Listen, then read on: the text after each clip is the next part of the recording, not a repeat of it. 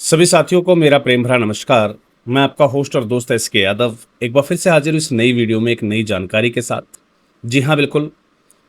पूरे देश भर में जितनी भी संस्थाएं रजिस्टर्ड हैं, वो अगर आसाम के सभी सीएसआर प्रोजेक्ट्स पर काम करना चाहती हैं, तो उनके लिए एक विशेष मौका जो है आया है, जहाँ पर आप एक ऐसी एजेंसी के साथ जो है टाई अप कर सकते हैं, जो आपको असम के अंदर मिलने वाले सभी प्रकार के सीएसआर प्रोजेक्ट्स डायरेक्टली जो है वो प्रोवाइड करेगी। चलिए, मैं अधिक जानकारी के लिए आपको लेकर चलता हूँ मेरी स्क्रीन पर। जी हाँ, जैसा कि आप देख पा रहे हैं, corporate social responsibility authority of Assam यानी कि CSRAA, जो कि आसाम की एक अधिकृत पंजीकृत सोसाइटी है, वो असम में कॉर्पोरेट सामाजिक उत्तरदायित्व यानी कि कॉर्पोरेट सोशल रिस्पॉन्सिबिलिटी की जो परियोजनाएं हैं उनको लागू करने के लिए जो क्रियान्वित एनजीओज हैं, जो एक्टिव एनजीओज हैं, चैरिटेबल ट्रस्ट, सोसाइटी या जो है सेक्शन 8 कंपनीज, उनके इम्पेनलमेंट के लिए EOI इन्होंने जो है आमंत्रित किया, यानी कि एक्सप्रेस ऑफ इंटरेस्ट आप अपना जो है सबमिट कर सकते हैं। एजेंसी प्रोड्यूसिंग एजेंसी अथॉरिटी का नाम CSRAA, वैलिडिटी 90 दिन की रहेगी। आपका EOI जो है सबमिशन की जो लास्ट डेट है वो 9 मई की रहेगी 2 बजे तक।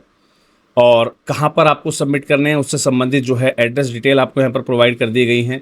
Corporate social responsibility authority of Assam CSRAA office, campus of AIDC limited, RG Barua road, Guwahati 781024 Assam. ध्यान रखिएगा, इस EOI के लिए 5000 रुपीज़ का जो है एक नॉन रिफंडेबल जो है चार्ज भी रखा गया है, जिसके लिए आप संबंधित जो मैनेजर हैं उनसे आप कांटेक्ट कर सकते हैं। मैनेजर की डिटेल आपकी स्क्रीन पर अवेलेबल हैं, राइट। चलिए जी, अब ये एजेंसी क्या है और ये कैसे काम करेगी, कैसे आपको इसका बेनिफिट मिलेगा। सबसे पहले आपको इस बात पर ध्यान देना है कि जो भी संस्थाएं जिनके पास कंप्लीट डॉक्यूमेंटेशन है, तो डॉक्यूमेंटेशन क्या क्या रहेगा। CSR 1 अगर आपके पास है, पैन कार्ड आपके पास है, NGO दर्पण आपके पास है, रजिस्ट्रेशन सर्टिफिकेट आपके पास है, 12A और ATG जो रिन्यूड है, यानी कि जो रिन्यू किया हुआ 12A ATG है परमानेंट एप्लीकेशन, वो अगर आपके पास अवेलेबल है। आपके पास जो है ट्रस्ट का या सोसाइटी का जो MOU या बायलॉज होता है वो अपने पास अवेलेबल है।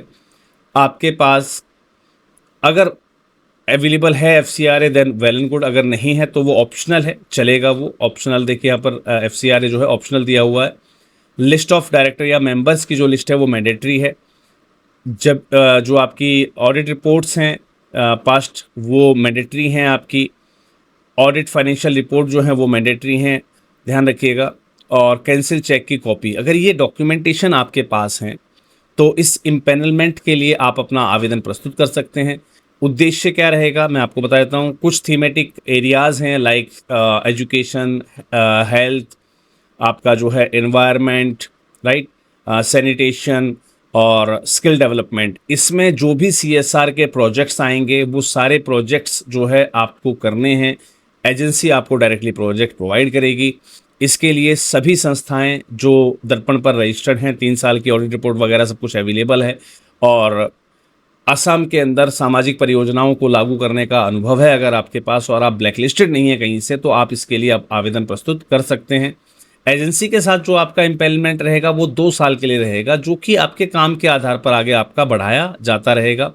इसके लिए संबंधित वेबसाइट से आप जो है EOI फॉर्म आप जो है डाउनलोड कर सकते हैं और उसको जो है मेल के माध्यम से, पोस्ट के माध्यम से या हाथों हाथ भी आप वहाँ पर जाकर जो है जमा कर सकते हैं, जिसके लिए प्रोसेसिंग फ़ीस जो है वो 5000 रुपीज़ की रहेगी। तो जो भी आपकी क्राइटेरिया है, भाई आपने किन सेक्टर्स पे काम किया हुआ, उसके आधार पर आपको कुछ नंबर्स दिए जाएंगे, राइट। आपके 3 साल के प्रोजेक्ट्स आपने कितने का रखे हैं, तो इन नंबरों में आपका अगर 60 से ज़्यादा आपको नंबर मिलते हैं, 100 में से, यहाँ पर 100 नंबर का एक क्राइटेरिया दिया हुआ है, इसमें से जो भी आपका स्कोर करते हैं, आप 60 से ज़्यादा का स्कोर करते हैं, तो आपका जो है जो बिड है आपकी, यानी कि आपका ये जो EOI है वो एक्सेप्ट कर लिया जाएगा, राइट।